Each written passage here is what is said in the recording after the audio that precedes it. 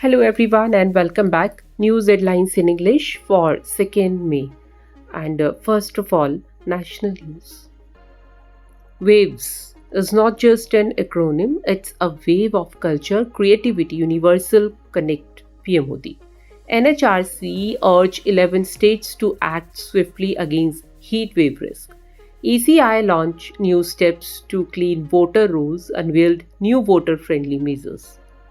Sujata Chaturvedi sworn in as UPSC member, three vacancies remain. World stand with India in fight against terrorism, Home Minister Amit Shah. Union Minister Piyush Goyal concluded visit to Norway focused on strengthening trade ties. Now, international news. South Korea's acting president Han Duck-soo resigned to run in June 3 election. Sri Lanka marked Labour Day with mass rallies led by major parties across country.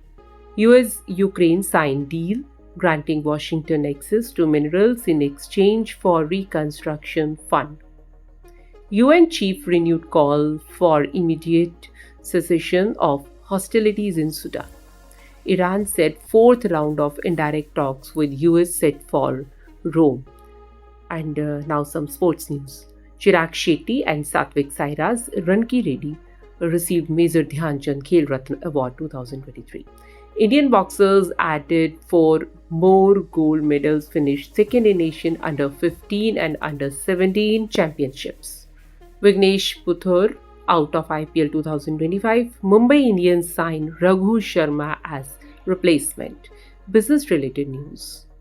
GST collections hit record 2.37 lakh crore in April, up 12.6% year over year. India's coal production rose 3.63% in April 2025, hit 81.57 MT. And that's all in news. Thank you.